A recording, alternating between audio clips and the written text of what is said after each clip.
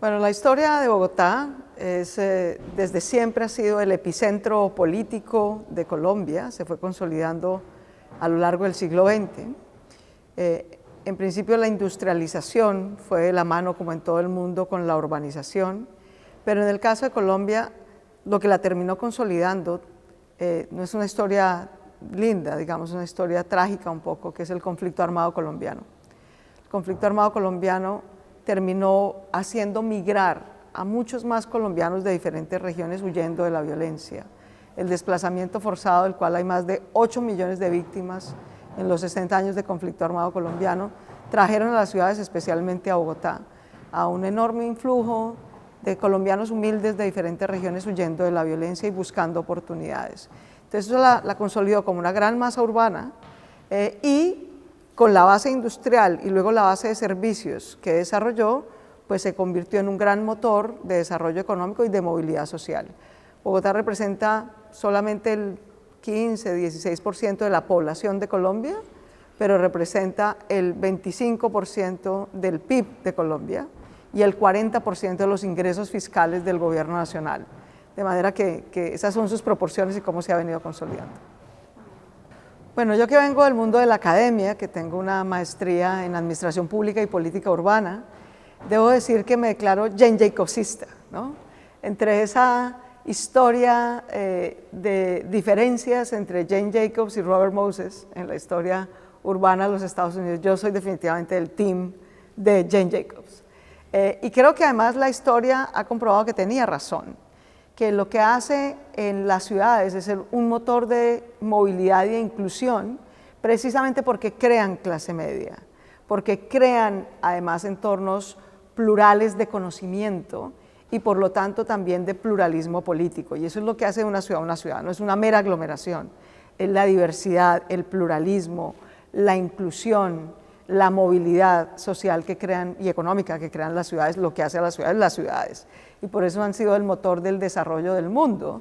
Por eso la mitad de la población del mundo hoy ya es urbana y va a seguir creciendo hacia ser el 70% de la población.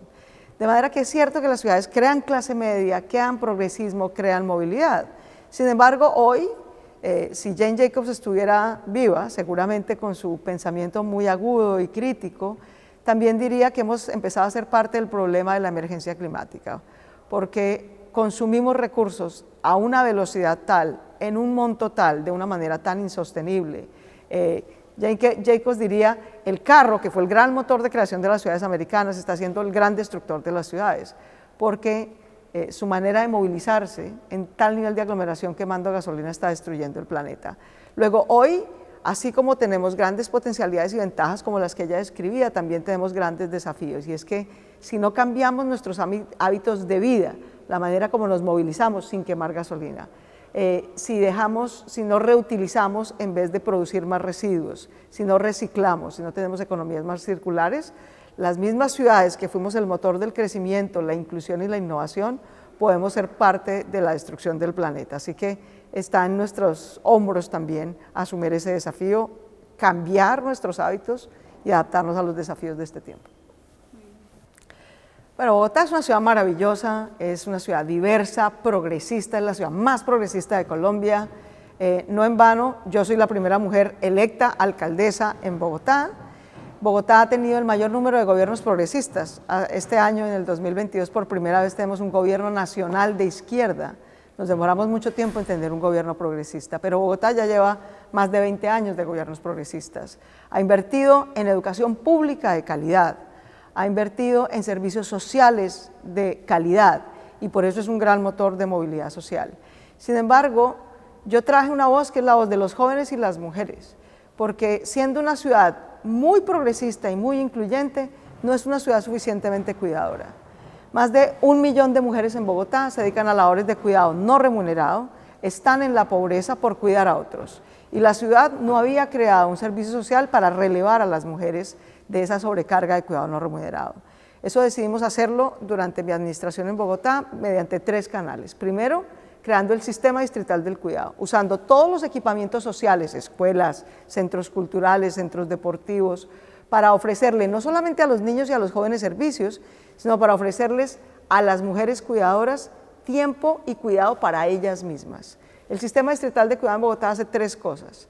Releva y reduce la sobrecarga de cuidado no remunerado a las mujeres, liberándoles tiempo para ellas mismas, porque le ofrece servicios a los que ellas cuidan. Nosotros nos encargamos de cuidar a los que ellas cuidan para que las mujeres puedan ocuparse de sí mismas. Y el tercer servicio que ofrecemos es de transformación cultural. A cuidar se aprende. Si queremos que las mujeres no vivan en la pobreza cuidando de otros, necesitamos que los demás miembros de su familia aprendan a cuidar, que los hombres aprendan a cuidar. No solamente porque descargan a las mujeres de una sobrecarga, sino porque ellos tienen una vida más feliz y más plena. Los hombres que leen con sus hijos, cocinan con su familia, disfrutan de actividades culturales en familia, van a ser más felices ellos y además van a tener un mejor entorno y menos machista y menos violento para las mujeres. Y este sistema distrital de cuidado no solamente es un servicio del gobierno, no solamente un servicio del gobierno local, sino que además ahora hace parte de nuestro ordenamiento territorial. La ciudad decidió organizar su escala de proximidad para prestar servicios de cuidado y lo volvió parte de su ordenamiento territorial, al igual que el transporte es parte del ordenamiento territorial o el empleo, le dio ese mismo nivel organizativo y funcional. De manera que por esas 2 vías Bogotá está tratando de ser una ciudad más verde, tan incluyente como siempre lo ha sido, pero mucho más innovadora y sin duda mucho más cuidadora. Yo diría lo siguiente, así como la ciudad, la aglomeración urbana fue un fenómeno del siglo XIX al siglo XX, inevitable, que se globalizó, ya más de la mitad de la población del mundo vive en ciudades, la feminización de las sociedades y de la representación es un fenómeno global que empezó en el 20 y se va a dar en el 21. Lo uno es consecuencia del otro, así que este no es un fenómeno de Bogotá. Cada vez vamos a ver a más mujeres liderando roles empresariales, roles sociales y roles políticos.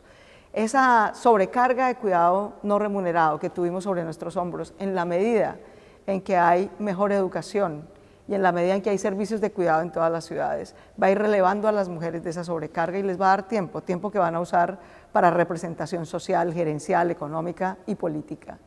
Sin embargo, esta no es una historia rosa. Entre más poder, voz y representación tenemos las mujeres, más violencia padecemos, porque implica una transformación cultural de milenios. No de siglos, sino de milenios. En la historia de la humanidad, en los miles de años que tenemos, las mujeres siempre tuvimos roles secundarios, nunca tuvimos roles principales.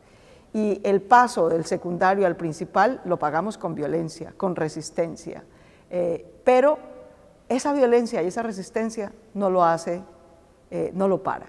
De manera que por allí vamos a pasar, las ciudades del cuidado tenemos que prepararnos para liberar a las mujeres, para potenciar a las mujeres y para cuidarlas, porque sabemos que en el corto plazo el precio va a ser violencia, violencia doméstica, violencia política, violencia sexual incluso. Por eso las ciudades cuidadoras potencian, pero cuidan, porque sabemos que las mujeres van a pasar por más sitios de violencia. Por eso Bogotá, como parte de su sistema del cuidado, no solamente tiene servicios de cuidado para que ellas estudien, trabajen, adquieran autonomía económica, sino casas de justicia para protegerlas, preventiva o atendiéndolas cuando son sujetos de violencias y para empoderarlas. Nuestro mensaje a las mujeres en Bogotá y desde Bogotá para las mujeres del mundo es: no teman dar el primer paso. Confíen en que allí estarán los sistemas de cuidado y la representación política que ustedes mismas se ganan con su voz para acompañarlas a dar el siguiente paso.